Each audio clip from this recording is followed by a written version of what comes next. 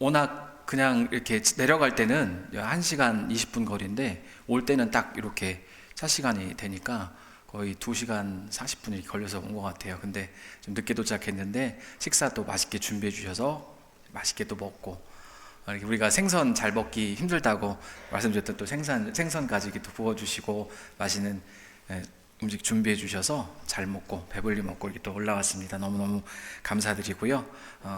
사랑해 주셔서 너무 감사합니다. 저는 목회를 저도 이제 20년 이상 했고, 또 그러니까 따져보면 뭐 주일 설교만 1000번 이상을 했는데, 그래도 설교자로 설 때는 항상 긴장이 많이 됩니다. 아직도 이렇게 꿈을 꿀 때 설교문을 집에다 두고 와가지고 이거 큰일 났다 막 이런 꿈을 꾸고, 설교하는데 갑자기 바람에 막 설교문 날라서 막 주스러 다니는 꿈도 꾸고, 아직도 그럽니다. 20년이 됐는데도 아직도 그럽니다. 지난주에 이어서 이제 우리 성도님들 앞에 섰는데요, 그냥 오늘 부담 제가 내려놓고 편한 마음으로 하겠습니다. 사실 제가 아무리 설교를 잘해도 우리 담임 목사님이신 김승민 목사님보다 잘할 수는 없는 거거든요. 제가 그렇게 얘기합니다. 옆집 사는 아저씨가 하버드 대학을 나왔어요. 그래도 그런 교수님이어도 나를 위해서 우리 아빠보다 더 좋은 얘기를 해줄 수는 없는 겁니다. 그렇죠? 아빠는 나를 제일 사랑하고, 그리고 나에게 지금 어떤 얘기가 필요한지를 가장 잘 아는 분이에요. 그래서 우리 아빠가 최고, 우리 목사님 최고, 늘 그렇습니다. 저도 그러거든요. 우리 교회도 이제 강사님들 초청해서 이렇게 하고 하지만 이제 그거를 사실은 잘 알아야 되잖아요. 우리 목사님 최고. 제가 이제 설교를 잘 못해도 이해해달라 이제 그 말씀을 좀 드리는 거예요, 사실은. 그러나 은혜는 하나님이 주시는 거니까 여러분 오늘도 하나님께서 은혜 주시기를, 제가 부족해도 은혜 주시기를 소원하는 마음으로 들어주셨으면 좋겠습니다. 자, 설교 전에 먼저 제가 간증을 좀 하고요.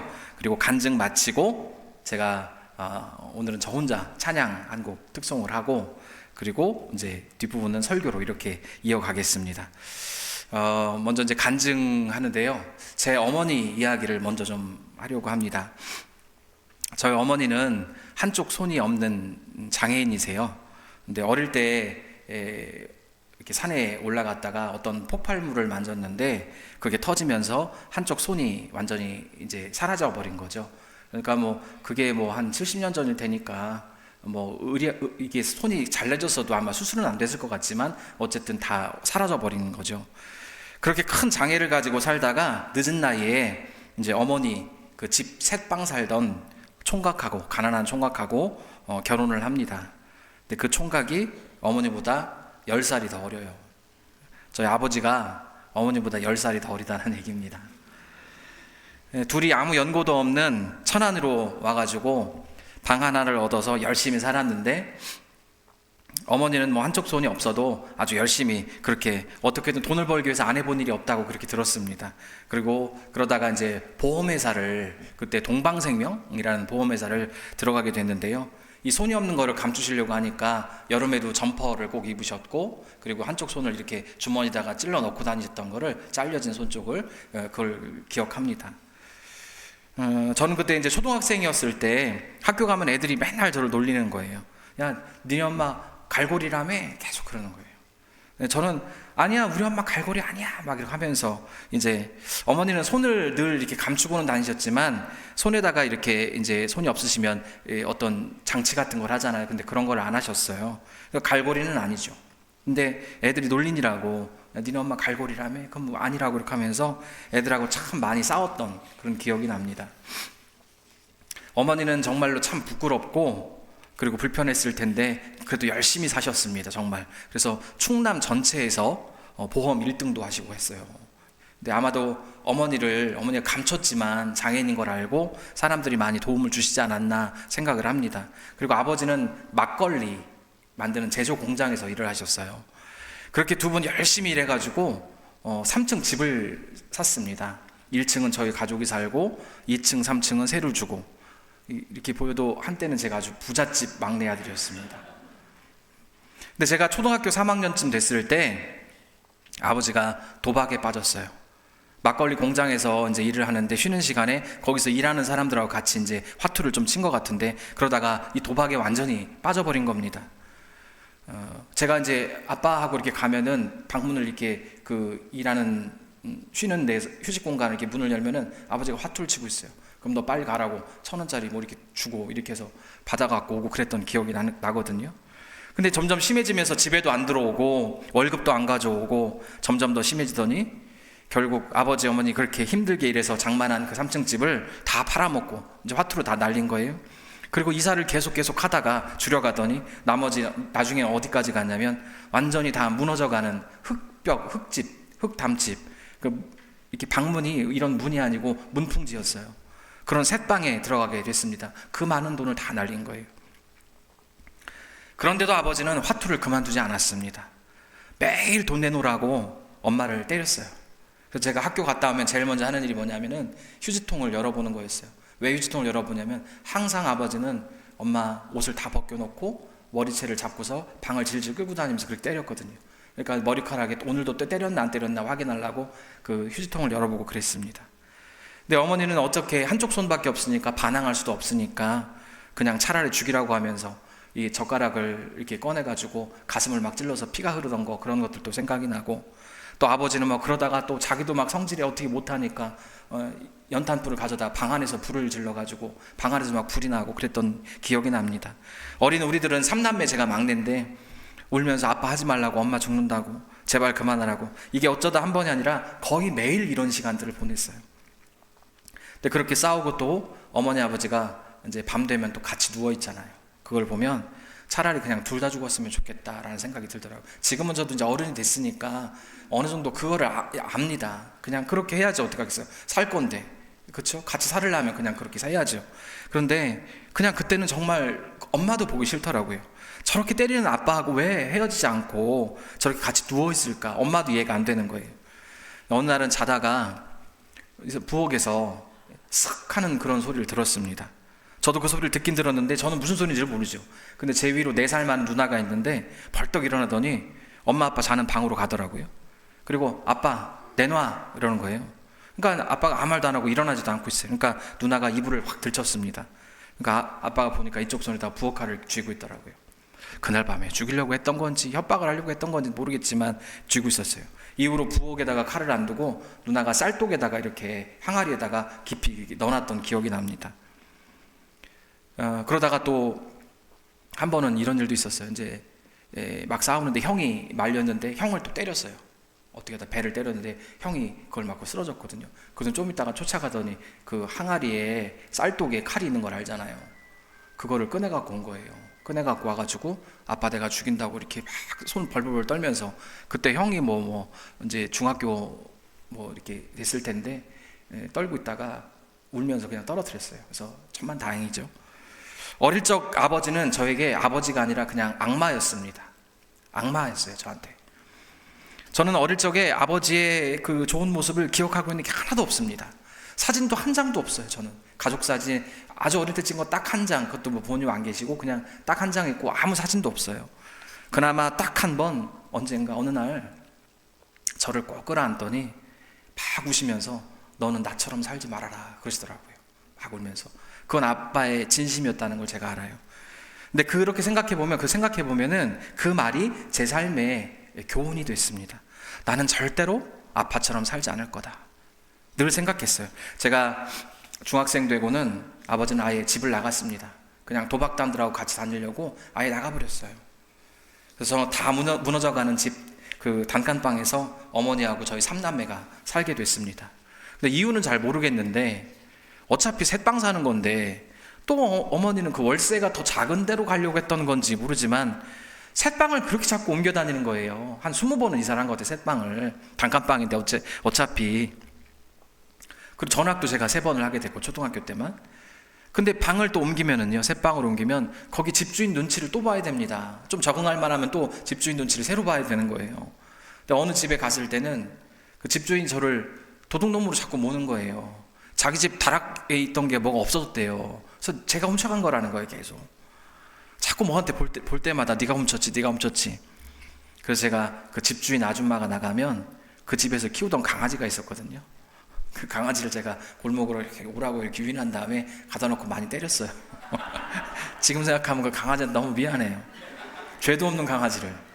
그래서 제가 지금 유기견을 그래서 유기견을 지금 3마리째 키워요 지금. 그래서 제가 걔한테 괜히 그렇게 복수를 해가지고. 근데 그때 제 유일한 꿈이 뭐냐면 아버지한테 복수하는 거였습니다. 아버지가 언젠가는 내 앞에 와서 반드시 무릎 꿇고 잘못됐다고 빌게 만들 거야. 그것만 생각하면서 그날이 올 때까지 나는 절대로 웃지 않겠다, 그렇게 다짐을 했습니다. 중학교 2학년 때 그러다가 친구를 따라서 처음 교회라는 곳을 가게 됐어요. 근데 가니까 저는 이제 이렇게 같이 어울리는 친구들도 있었고 교회 가니까 잘해주더라고요 다들. 그래서 한 번도 안 빠지고 열심히 나갔더니 3학년 되니까 중등부 회장을 시켜줘요. 그리고 또 고등학교를 갈 때 고등부 회장을 시켜줘요. 열심히 했습니다. 어린 나이에 저도 기도원 가서 3일 금식 기도도 하면서. 근데 고등학교 졸업하고는 바로 하나님을 떠났어요. 교회를 떠났어요. 왜 떠났냐면 제가 유일하게 좋아하던 거가 그림이었었고 화가가 되고 싶었는데 대학 진학을 꿈도 꿀 수 없어요. 가난한 집에서 어떻게 대학을 진학을 합니까? 그래서 고등학교 졸업하고 저는 어떻게 했냐면 졸업하자마자 약 3년 동안 일용직 노동자로 일을 했습니다. 근데 교회 친구들은 다 대학 갔어요. 근데 저는 일용직 잡부로 일을 하고 있으니까 자존심 때문에 교회를 가기 싫었습니다. 새벽 5시에 일어나서 인력사무소에 나갑니다. 그러면 이제 잡부 필요한 사람들이 와서 이렇게 와가지고 여기 현장 어딘데 몇 명, 5명 이렇게 하면은 5명 이렇게 나가는 거예요. 그리고 차에다 태우고서 봉고차 같은 데다가 태우고서 어디로 가요? 어디 가는지도 몰라요. 그냥 타래요. 그럼 가는 거죠 그날 현장이 다릅니다. 선택권이 없어요. 지금은 그렇게는 안 하겠죠. 대부분 다 건설 현장인데 사실은 안 가본 데가 없죠. 대리석 공장도 가봤고 페인트 하는 데도 가보고 막 다 가봤는데 제가 천안에 지은 아파트가 몇 채 됩니다. 제가 많이 지었어요. 제가 일하면 제가 지은 거죠 아파트. 그래서 제가 이제 정식으로 취직을 안 하고 일용직 노동자로 일했던 이유가 뭐냐면 제가 그때 키가 156cm였고 몸무게는 48kg였어요. 키가 작아서 군대도 제가 면제됐거든요. 대인 기피증이 있었단 말이에요 제가. 근데 취직하면 매일 같은 사람들을 만나야 되지 않습니까? 그게 용기가 안 났어요. 또 한 가지는 일용직 노동자가 그때 35년 전인데 일당이 5만 원이었어요. 상당히 큰 금액입니다. 그때 이제 인력사무소에 10분의 1 5천 원을 떼주고 4만 5천 원 받으니까 큰 돈이었단 말이에요. 그래서 그렇게 했습니다. 그리고 낮에는 일을 하고 밤에는 이제 혼자 그림을 독학으로 그리기 시작했어요. 그러다가 제가 술을 마시기 시작했는데 지금은 건설 현장에서 술을 마시면 아마 술 마시고서 일하면 안 될 거예요. 근데 그때는 다들 그냥 술 기운으로 일을 하고 그러지 않습니까? 저도 그렇게 하다가 술을 처음 배웠는데 혼자 있을 때도 나중에 이제 술을 먹게 된 거예요. 근데 그냥 즐겁게 한잔 하는 그렇게 술을 마신 게 아니고 내 마음에 쌓인 그 세상에 대한 분노, 부모에 대한 원망, 분노, 미움 막 이런 걸로 내 살아있는 이 현실이 너무 싫어서 취하려고 술을 마시는 거니까 슈퍼에서 잘 먹지도 술이 받지도 않아요 저는 또 체질상. 근데 소주 같은 거 사가지고 그냥 서서 딱 나오면서 바로 이렇게 병뚜껑 따서 다 한 병 다 마시면 금방 취기가 올라온단 말이에요. 그 상태로 돌아다니면서 공중전화 박스, 지금 공중전화 없지만 공중전화 박스 유리로 된 거 발로 차서 다 깨트리고 돌아다니고 지나가는 사람에게 죄송합니다만 애어른 할 것 없이 연세 많은 분한테도 시비 걸고 조그만 애한테도 시비 걸면서 붙들고 그냥 아무하고나 싸우고. 그리고 몇 번이나 겨울에 눈밭에서 쓰러져서 그냥 잠들었어요 길거리에서. 근데 알지도 못하는 사람이 저를 끌어다가 여인숙 방에다가 넣어놨으니까 살았지 그냥 얼어 죽을 뻔했던 거 몇 번이나 그런 일들이 있었죠. 너는 나처럼 살지 말아라. 정말로 저는 아버지하고 다른 삶을 살고 싶었는데요 똑같은 삶이 됐어요. 아버지는 도박 중독자, 저는 알코올 중독자. 매일매일 그렇게 술을 마셨고 술에 취해서 밤이 되면 그냥 잠드는 게 아니라 술병을 꼭 깨트려가지고 날카로운 걸로 제 팔을 긋고 여기를 그어내려요 이렇게. 그리고 가슴을 긋고 거울 보면서 긋고 수백 번을 그랬습니다. 그래서 30년 세월이 지났는데도 지금도 제 팔에는 그 흉터들이 그대로 있어요. 병으로 깨서 그은 거라 사라지지가 않더라고요. 그래서 제가 사람도 있을 때는 반팔을 잘 이제 안 입으려고 하죠. 근데 애들은 꼭 그 어른들은 이렇게 보면 뭔가 느낌이 있으니까 안 물어봐요. 근데 애기들은 꼭 물어봐요. 교회 학교 애들은. 목사님 그거 뭐예요? 그럼 뭐라고요? 이거? 내가 옛날에 술병을 팍 깨가지고 이렇게 그러면 이렇게 되는 거야? 이럴 수도 없잖아요. 그래서 이제 여름에도 이제 긴팔 옷을 입고 그럽니다. 근데 이 알코올 중독이 또 끝이 아니었어요. 어느 날부터 매일 밤 꿈에 귀신이 찾아오기 시작하는데, 처음에는 밤에 잘 때만 그러더니 나중에는 잠시라도 이제 밤에 잠을 못 자니까 낮에 잠깐이라도 눈을 감으면 바로 귀신이 찾아와서 뒤에서 갑자기 팍 목을 채면서 목을 조르고 제 위에 올라가 갖고 서서 이렇게 내려다보고, 낮이고 밤이고 이러니까 잠을 잘 수가 없는 거예요. 이러다가 내가 죽겠구나 생각을 했습니다. 그때 상황을 다 말씀드릴 수는 없는데, 말하자면 신병이 온 거예요. 저한테. 할머니가 무속인이었는데 아버지도 신병이 왔었고, 우리 집에서 굿을 그렇게 많이 했던 생각이 납니다. 무당 불러다가 굿했던 기억들이요, 그냥 뭐 희한한 경험들도 있었고, 무당이 진짜 다 가짜 무당이 아니잖아요. 귀신의 영을 받은 사람들은요 그걸 다 뭐 잘 맞추고 그러잖아요, 진짜. 한때는 한 번은 귀신이 그 무당이 막 구슬하다가 따라오라고 이렇게 해서 우리가 전부 따라갔던 기억이 나요. 따라갔더니 여기 땅 파보라고 하니까 땅을 팠는데요, 여자 머리카락이 긴 거하고 해골하고 나오더라고요, 진짜로. 그래갖고 이것 때문에 그렇다 뭐 이런 기억도 나고, 그리고 또 무당이 자기가 저기 100m부터 전부터 걸어올 거니까 이 길로 한 줄로 다 돈을 깔아라, 자기는 돈을 밟아야지 올 수 있다. 그래갖고 미쳤죠. 그걸 돈을 다 깔았어요, 진짜. 우리 어머니하고 아버지. 그걸 밟고 오던 기억도 나고, 어쨌든 그랬습니다. 저에게 그렇게 신병이 왔는데, 저는 그때 이제 집을 나와서 혼자 살았거든요. 근데 어머니가 이제 제가 그렇게 죽어가니까 성경하고 십자가 목걸이 갖다 주면서 이거 목걸이하고 성경 펴놓고 자라, 찬송 들고 자라. 근데 무슨 소용이 있어요? 했죠. 근데 안 되는 거예요. 아무 소용이 없어요. 저는 꿈에서 귀신이 시키는 대로 저승사자처럼 검은 그 갓을 쓰고 검은 두루마기를 입고 작두 위에서 막 춤을 췄어요. 거기서 막 붕붕붕 날아다니면서 꿈속에서 계속 작두 위에 춤을 추는 꿈을 꿨습니다. 귀신이 저를 무당 만들려고 한 거예요. 근데 생각해보면요, 제가 이 몸매에 지금 목사가 났지, 이 박수무당 됐으면 진짜 얼마나 웃겼을까 생각이 됩니다. 그렇죠? 목사가 훨씬 낫지. 여기다가 두루마기도 짧은 거 입고선 무당 됐으면 진짜 얼마나 웃겼을까요? 진짜 하나님 은혜 감사합니다. 저는 그렇게 이제 알코올 중독에 또 신병까지 오니까 이제 뭐 자살을 생각했어요. 그래서 술을 마시면 항상 찾아가는 기찻길이 있었는데, 기찻길 옆이 아니라 이렇게 다리 같은 육교 같은 데인데, 거기서 이렇게 내려다보면 그 아래로 이제 기차가 통과를 해요. 이렇게 그러면 위에 서서 이렇게 내려다보고 있다가 기차가 오면 하악 하고 막 소리를 막 지르고, 그리고 이제 뛰어내릴까 막 이제 생각을 하고 그렇게 했었죠. 그리고 이렇게 죽을 것 같은 상황이 되니까 다시 교회 생각이 나더라고요. 야, 이게 정말 귀신이 있구나. 귀신이 진짜 있다. 귀신이 있다고 하면은 하나님도 정말 있지 않을까? 하나님은 귀신을 이길 것 같은데? 이런 생각을 하게 됐습니다. 근데 다시 이제 그래서 교회를 가려고 하니까 용기가 나질 않는 거예요. 왜냐하면은 나는 지금 알코올 중독자거든요. 그리고 귀신에 시달리는 지금 죄송합니다, 미친놈이에요. 근데 이걸 교회 사람들도 아마 다 알고 있을 거란 말이죠. 제 친한 친구들은 그냥 계속 그 친구들이 교회를 다니고 있으니까 다 알 거란 말이에요.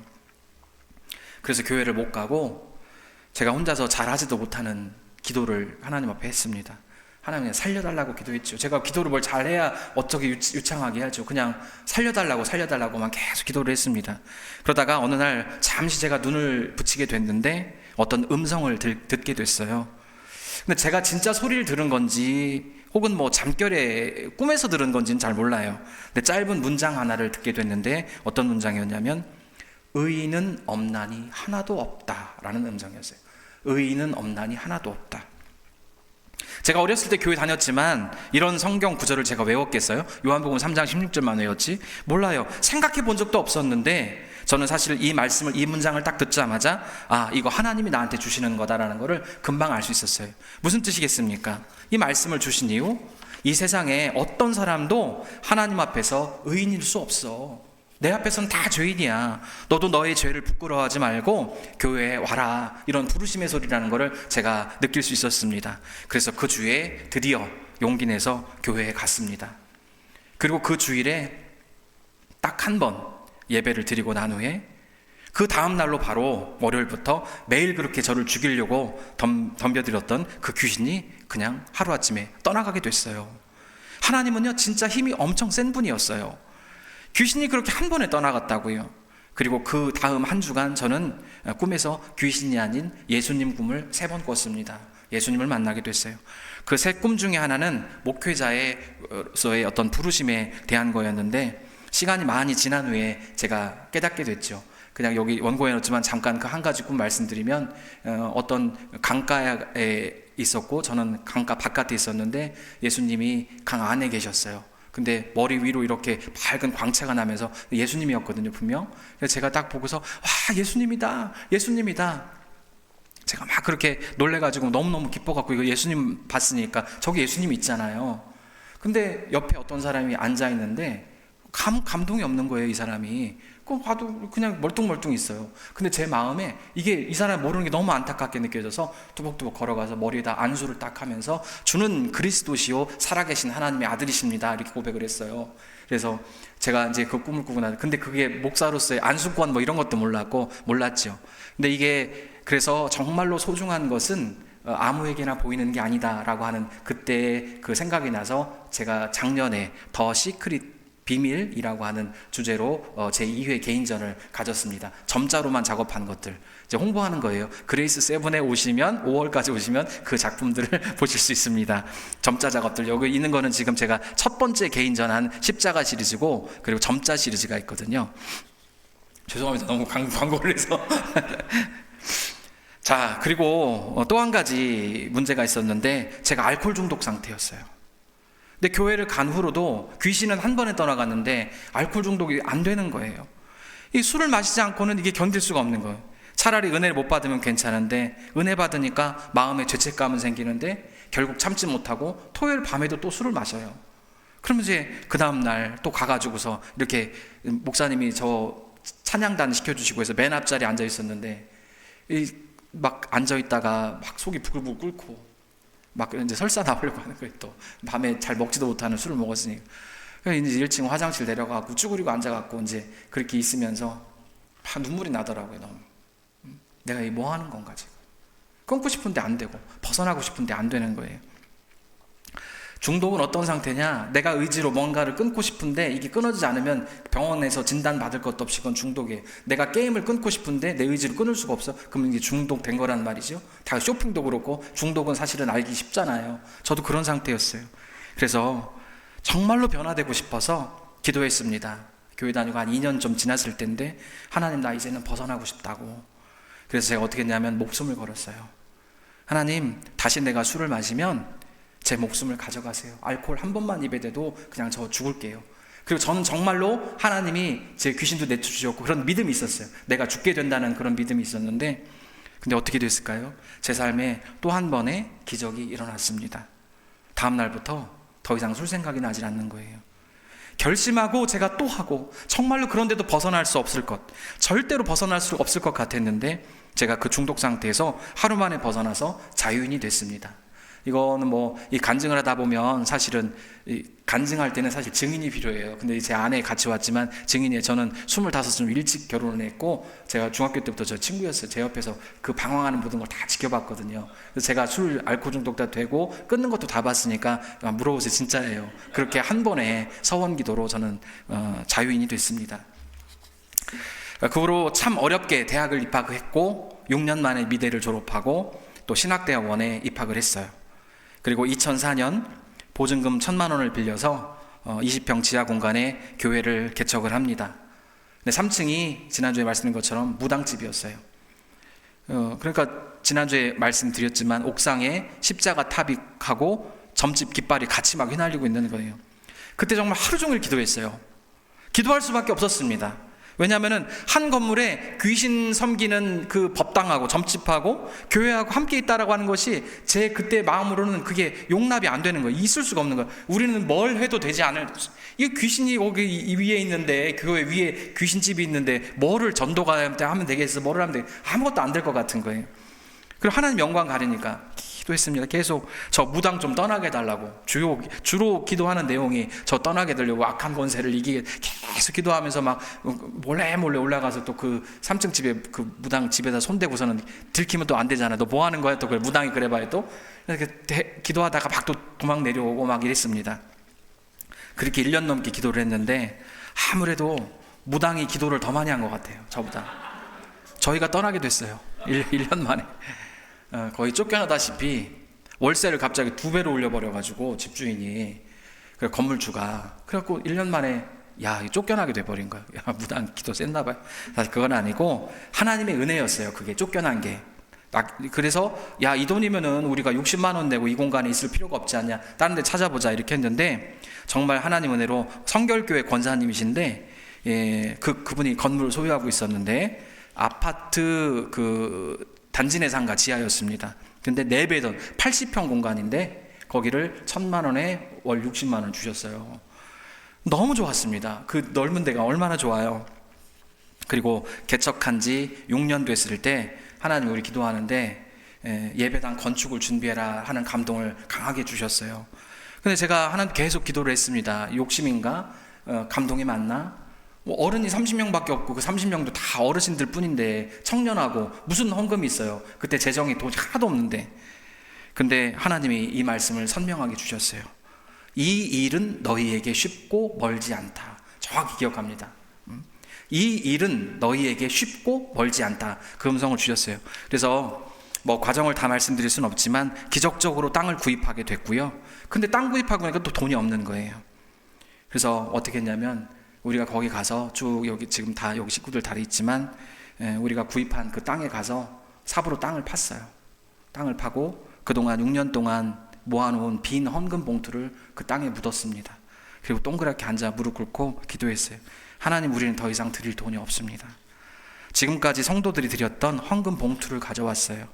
주님, 이거 받으시고 천막이라도 좋으니까 이 땅에다가 교회를 세우게 해주세요. 이렇게 기도를 했습니다.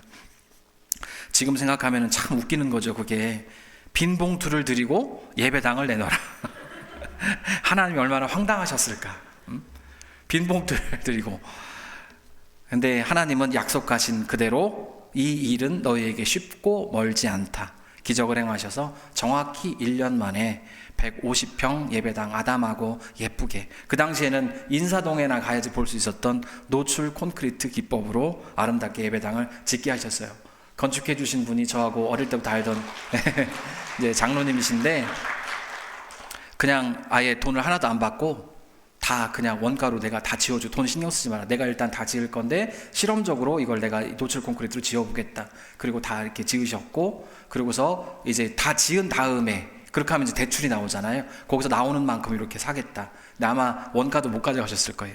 지금까지도 저를 미울 수도 있는데, 제가 여러 군데 소개해드렸어요.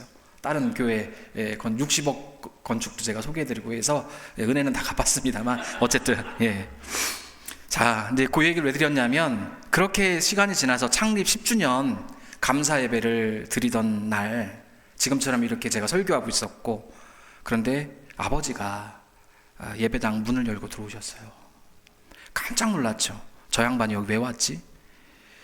근데 막 너무 놀라기도 하고 설교를 딱 멈추고 이렇게 가만히 있었어요. 그러니까 성도님들이, 목사님 왜 설교하다 저럴까? 저 사람 누굴까? 목사님 좀 닮은 것 같다? 뭐 이렇게 생각했겠죠. 근데 아버지가 교회에 들어오시는데 그렇게 눈물이 나더라고요. 그리고 그 원수 같았던 아버지, 악마 같았던 아버지가 그 순간에 그냥 용서가 되더라고요. 이제 여기 예배당을 오셨지만 사실은 그 전에 집에 들어와서 형님이 모시고 있었거든요. 근데 저는 아버지라고 부르지도 않고 만나지도 않았었어요. 근데 아버지가 온 거예요. 교회 한 번 왔겠지 생각했는데 그 후로 계속 교회에 나오셨습니다. 그리고 저에게 세례를 받으셨고 우리 교회 집사님이 되셨죠.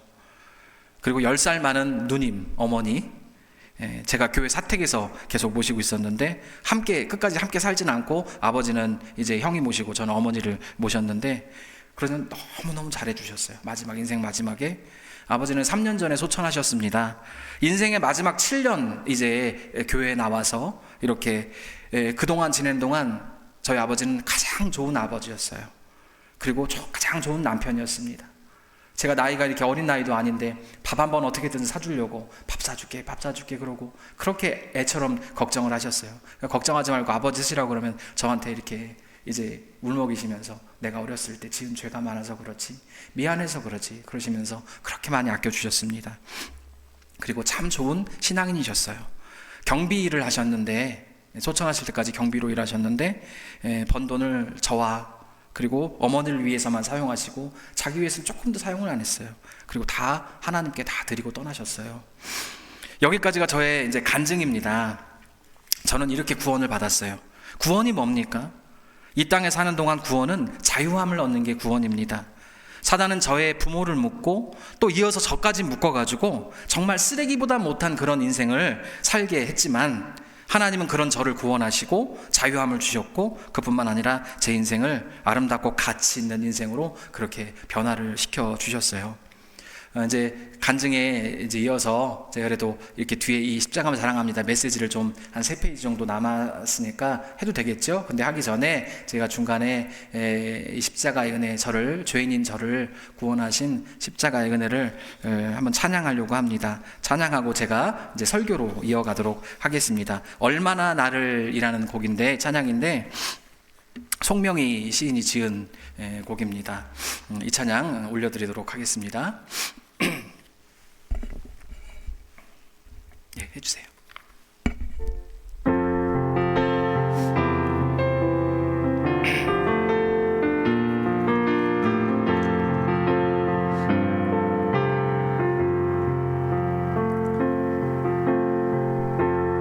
얼마나 나를 사랑하시면 나를 대신해 그 아들을 죽이셨을까? 얼마나 나를 사랑하시면 그가 나를 살리기 위해 몸버려 죽으셨을까? 얼마나 나를 사랑하시면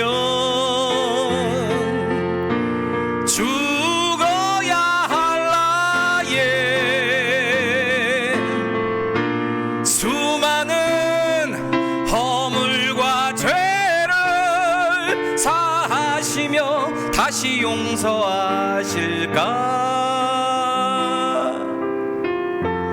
얼마나 나를 사랑하시면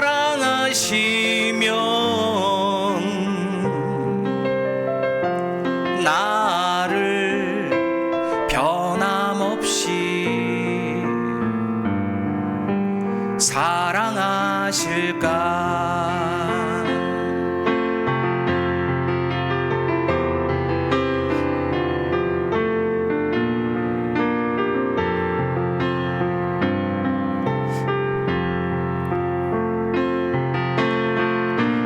얼마나 나를 사랑하시면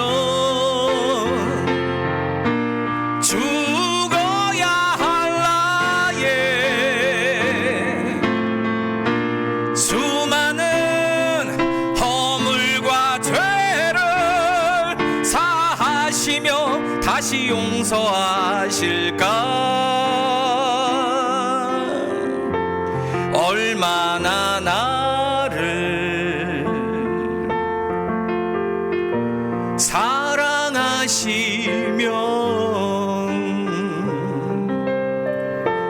나를 변함없이 사랑하실까?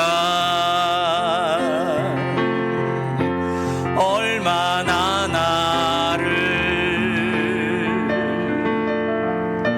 사랑하시면 나를 대신해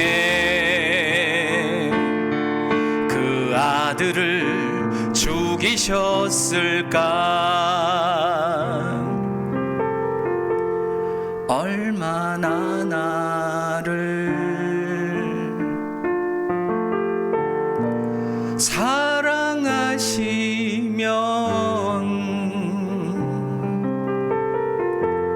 그가 나를 살리기 위해 몸버려 죽으셨을까?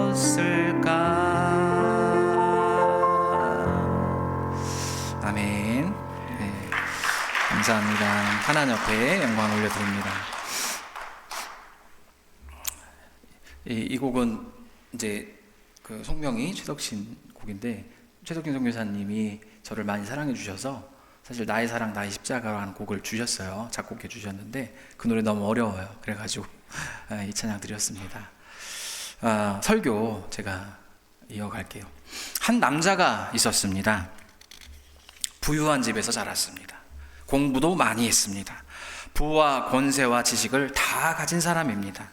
어느 날 이 남자가 길을 가는데 어떤 사람이 골목에서 얻어맞고 있는 걸 보았습니다. 가만히 보니까 그 사람이 자기가 잘 아는 사람입니다. 당신이 왜 저 사람 때리느냐? 시비가 붙었어요. 당신이 뭔 상관이야? 그 말을 듣고는 분노가 일어났습니다. 주위를 둘러보니까 아무도 없어요. 남자는 그 사람을 때려 죽였습니다. 그리고는 몰래 묻어버리고 집으로 돌아왔어요. 아무도 모를 줄 알았는데 그가 사람을 죽이는 장면을 본 사람이 있었습니다. 결국 그 남자는 모든 거 다 버려두고, 자기가 가진 건 공부도 많이 있고 부와 권세 있었지만 다 버려두고 그냥 그 길로 도망을 칩니다. 또 한 남자의 이야기를 합니다. 이 남자도 부와 명예 권세 다 가진 사람이었습니다. 자기가 가지고 싶은 건 다 가질 수 있는 그런 사람이었습니다. 근데 어느 날 이 남자의 눈에 아름다운 한 여자가 들어옵니다. 이 아름다운 여인을 자기 것으로 만들고 싶은 그런 욕심이 생겼어요. 그래서 이 여자에 대해서 뒷조사를 해봤습니다. 근데 이 여자가 이미 결혼을 한 여자인 거예요. 그걸 알았는데도 그 여자를 포기하지 않았습니다. 자기가 가진 권세를 이용해서 그 여자를 데려다가 잠자리를 같이 합니다. 근데 그 여자가 그만 아이를 가지게 됐네요. 어떻게 할까 고민을 하다가 그 여자의 남편을 식사에 초대해서 먹고 마시면서 취하게 했습니다. 그리고 이제 술에 취해서 집에 돌아가면 아내하고 잠자리를 하게 될 텐데, 그러면은 그 여자가 가진 아이가 자기 아이인 줄로 그렇게 될 거라고 생각을 한 겁니다. 작전을 짠 겁니다. 그러나 남편은 그날 집에 들어가지 않았습니다. 어떻게 할까 고민하다가 그를 죽이기로 결심하고 그를 죽음의 자리로 보내버립니다. 결국 남편은 죽었고 그 남자는 여자를 데려와 자기 여자로 만들었습니다. 자, 아시죠? 첫 번째 남자, 우발적 범행 아닙니다. 정당방위도 아니고 분노를 이기지 못하고 사람을 때려 죽이고 땅에 묻어버린 그 남자, 이 남자의 이름은 모세입니다. 이스라엘 민족을 해방시키기 위해 40년간 그들을 이끌고 광야를 걸었던 위대한 지도자 모세입니다. 두 번째 남자는 누구입니까? 남편 있는 여자를 데려와 잠자리 같이 하고 남편까지 죽여서 여자를 차지한 이 나쁜 남자의 이름은 다윗입니다. 이스라엘 역사상 가장 위대한 왕, 가장 아름다운 하나님의 사람 다윗이죠. 모세와 다윗의 이야기를 제가 계속 읽으면서 그들은 어떻게 그렇게 큰 죄를 짓고도 하나님께 용서를 받을 수 있었을까? 그 답을 찾게 됐습니다. 그것은 뭐냐? 진실한 회개였습니다. 모세가 사람을 죽이고 도망을 쳐서 이 40년 동안 어떻게 살았을까를 생각해 봤습니다. 아마도 그는 가슴을 치면서 매일 후회하고 또 후회했을 겁니다. 내가 왜 그랬을까? 내가 어쩌자고 사람을 죽였을까? 왜 내 분노를 다스리지 못했을까? 다윗의 마음도 생각해 봤습니다. 그도 역시 매일 밤 눈물로 밤을 새우며 회개를 했을 겁니다. 그 회개의 이야기들이 시편에 많이 기록되어 있잖아요. 모세도요, 다윗도 너무나 큰 죄를 지었습니다. 엄청난 죄를 지었습니다. 그러나 그들은 진심으로 회개했습니다. 그 회개의 시간에, 그 낮아짐의 시간에 이들은 하나님의 용서라고 하는 걸, 은혜와 사랑을 경험하게 되었을 것입니다.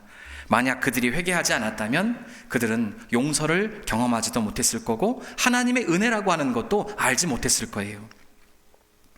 자, 신약으로 와서 탕자의 이야기도 한번 생각해 봅니다. 아버지 재산 가지고 아버지의 품을 떠나서 향락의 도시에 가서 허랑방탕한 삶을 살던, 다 모든 걸 다 잃어버리고 거짓 신세가 돼서 돌아왔습니다. 그러면 아버지에게 돌아온 후를 한번 좀 생각을 해봤어요. 아들은 어떻게 살았을까요? 다시 그 아들의 신분을 회복을 했으니까요. 그렇죠? 분명 아들이었을 때 누렸던 모든 것들도 다 회복을 했겠죠? 다 누리며 살았겠죠? 아버지 사랑 안에서 행복했을 거예요. 그러나 아마 잊을 수는 없었을 겁니다. 밤이 되어서 눈을 감으면 지나간 날들이 떠올랐을 거예요. 아버지를 떠나 방탕한 삶을 살던 젊은 날의 그 시간들을 잊을 수 없었을 겁니다. 그때 그 어리석은 선택을 후회하고 또 후회했을 겁니다. 어떻게 아느냐? 제가 그랬으니까 압니다. 제가 그랬으니까요. 제가 다시 돌아왔을 때, 하나님 편으로 돌아왔을 때 시간이 이렇게 많이 흘렀어도, 제가 지금 가장 많은 좋은 찬양들이 많이 나와도 언제나 저는 세상에서 방황할 때 나 주님을 몰랐네, 그 찬양 부르면요 그렇게 눈물이 납니다. 성경 한 구절을 읽겠습니다. 누가복음 5장 32절인데요. 내가 의인을 부르러 온 것이 아니오 죄인을 불러 회개시키러 왔다. 예수께서 의인이 아니라 죄인을 위해 오신 거라고 그렇게 말씀하십니다. 이 말씀은 의로운 사람에게는 예수님이 필요 없고 죄인들에게만 필요가 있는 것이다, 이런 뜻이 아닙니다. 나를 의롭게 여기는 교만한 사람들에게는 예수님이 필요가 없다는 뜻이에요. 십자가도 필요가 없는 겁니다. 그러나 죄인임을 고백하는 사람에게는 십자가의 은혜가 반드시 필요하다는 그런 의미가 아닙니까? 십자가 대속의 은혜가 아니고서는 구원받을 길이 없기 때문에 그렇습니다. 고린도전서 1장, 십자가의 도가 멸망하는 자들에게는 미련한 것이지만 구원을 받는 우리에게는 하나님의 능력이다. 십자가의 그 은혜로 구원받은 사람에게는 놀라운 능력이 됩니다. 그러나 믿음 없는 사람들이 볼 때는 그건 뭐 하는 소리야? 보혈이 뭐야? 대속은 또 뭐야? 뭘 그따위 이상한 소리를 하느냐? 어리석게 우리를 보는 거예요. 여러분, 죄인임을 고백하는 사람만 십자가를 만날 수 있습니다. 성경은 우리가 믿음으로 의롭게 되었다고 얘기하잖아요. 그러나 믿음으로 의롭게 되었다고 하는 뜻은 우리 자신의 힘이 아니라 전적인 하나님의 은혜, 곧 십자가 대속의 은혜로 의롭게 되었다는 것을 의미하는 겁니다. 내가 진짜 의로워서 나 이 정도면 의인이지, 내가 진짜 의로워서 의인이 된 것처럼 그렇게 생각하면 절대로 십자가 사랑을 만날 수 없어요. 그래서 그리스도인은 어떤 사람이에요? 저는 이렇게 정의합니다. 그리스도인은 누구냐? 죄인임을 고백하는 의인이다. 죄인임을 고백하는 의인이다. 우리는 우리 자신의 죄를 더 깊이 깨달아야 합니다. 로마서에 죄가 더한 곳에 은혜가 넘쳤다라고 하는 말씀이 있죠. 여러분 보세요. 죄가 더한 곳에는 저주가 넘쳐야 됩니다. 그런데 지금 바울은 죄가 더한 곳에 은혜가 넘쳤다고 얘기를 합니다. 이해가 되시나요? 이게 무슨 뜻입니까? 내가 죄인임을 더 깊이 깨닫게 될 때 십자가의 은혜가 더 크게 느껴진다라는 그런 뜻 아닙니까? 보세요. 자기가 죄인이라고 하는 것을 깨닫지 못한 사람에게는 십자가의 은혜를 얘기해 보세요. 이게 받아들여지지 않아요. 나 별로 죄 지은 거 없어요. 예수님이 내 죄를 대신해서 십자가에 죽으셨다고요? 나 죄가 없다니까, 나하고는 상관이 없어요. 이러면 십자가의 은혜가 전혀 느껴지지 않습니다. 그러나 자기 자신의 죄를 보게 되면 내 마음에 있는, 저도 오늘 그걸 봅니다. 내 마음에 있는 교만과 욕심과 미움과 시기와 질투와 거짓과 음란과 이 모든 것들을 보게 되면 나같이 더러운 죄인을 위해서, 나같이 더러운 죄인을 살리시려고 죄값을 대신 치르고 십자가에서 죽으셨구나, 그 은혜가 깊이 깨달아지게 되는 겁니다. 그러니까 맞잖아요. 죄가 더한 곳에 은혜가 넘치게 되는 거죠. 사도 바울이 자기를 얘기할 때 이렇게 얘기합니다. 나는 죄인 중에 괴수다. 이것은 죄에 대한 깨달음이 그만큼 컸기 때문이에요. 정말로 자기가 죄인 중에, 모든 죄인 중에 가장 큰 죄라서 그런 게 아니라 죄에 대한 그 깨달음이 깊어졌기 때문입니다. 성 프란치스코 이야기 하나만 하고 제가 오늘 설교를 마칠 건데요. 여러분 아시지만 프란치스코는 이제 성자인데 부유한 상인의 아들로 태어났습니다. 그러다가 어린 시절부터 향락을 즐기고 타락한 그런 삶을 살았죠. 그러다가 회심 후에 평생 가난한 자로 살 것을 약속했고 사랑을 위해 헌신하겠다고 약속을 했습니다. 주여 나를 평화의 도구로 써주소서. 유명한 시가 있잖아요. 근데 어느 날 한 제자가 물었습니다. 선생님이 기도할 때는 하나님의 영광이 드러나요. 그리고 선생님의 삶에는 놀라운 기적들이 나타나는데 선생님 보면 성자 같은 인격을 느낄 수 있는데 그 비밀이 뭔가요? 하고 물었어요. 그 질문을 받고 프란치스코가 제자에게 이렇게 얘기했다고 합니다. 잘 들어보세요. 하나님께서 이 지구를 내려다보고 계셨어.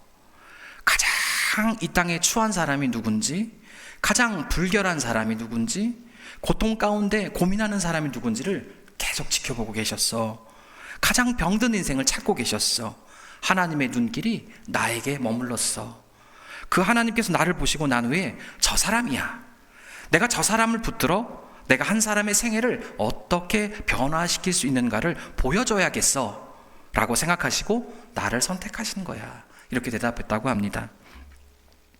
여러분, 프란치스코가 하나님의 그 놀라운 은혜 속에 살 수 있었던 이유는 자기가 더럽고 추한 죄인이었다는 것을 잊지 않고 그런 자기를 찾아주신 하나님의 은혜에 늘 감사하면서 살았기 때문입니다. 내가 누구였는지, 내가 어떤 사람인지를 잊지 않았다는 겁니다. 저는 우리 가족들하고 매일 모여서 얘기하는데 제가 제일 자주 얘기하는 게 그겁니다. 내가 누구였는지를 잊지 말아야 한다. 내가 어떤 자리에 있었는지 잊지 말라. 내가 누구였는지 절대 잊으면 안 된다. 이제 지난주에 간증했지만 내가 어디에 있었는지 잊지 말라. 내가 누구였는지.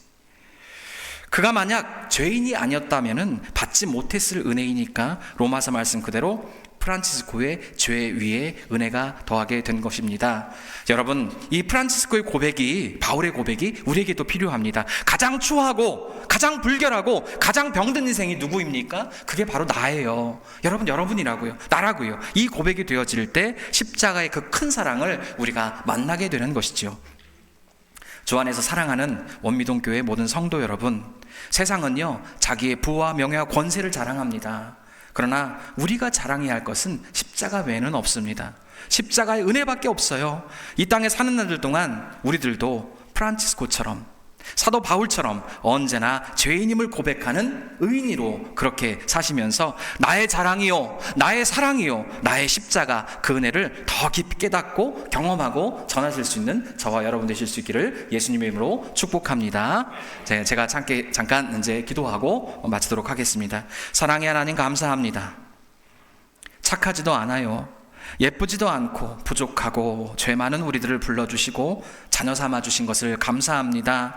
십자가의 은혜로 우리를 구원해 주셨으니 그 사랑 잊지 않고 절대로 잃어버리지 않고 이 땅에 사는 동안 십자가의 은혜만 자랑하며 그 사랑에 감사하며 살아가게 하여 주옵소서. 예수 그리스도의 이름으로 기도하였습니다. 아멘.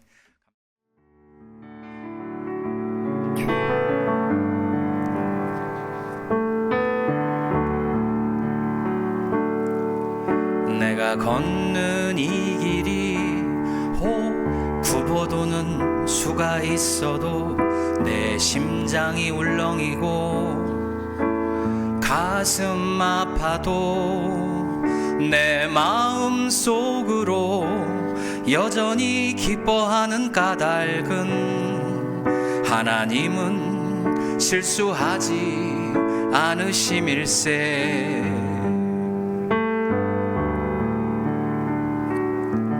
내가 세운 계획이 혹 빗나갈지 모르며 나의 희망 덧없이 쓰러질 수 있지만 나 여전히 인도하시는 주님을 신뢰하는 까닭은 주께서 내가 가야 할 길을 잘 아심일세. 어두운 밤 어둠이 깊어 날이 다시는 밝지 않을 것 같아 보여도 내 신앙 부여잡고 주님께 모든 것 맡기리니 하나님을 내가 믿음일세.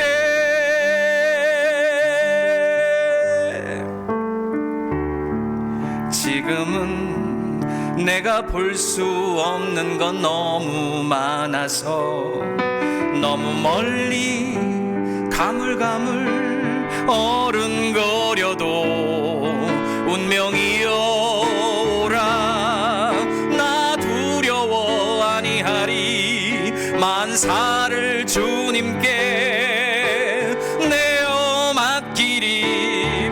차츰차츰 안개는 걷히고 하나님 지으신 빛이 뚜렷이 보이리라. 가는 길이 온통 어둡게만 모여도 하나님은 실수하지 않으신다네.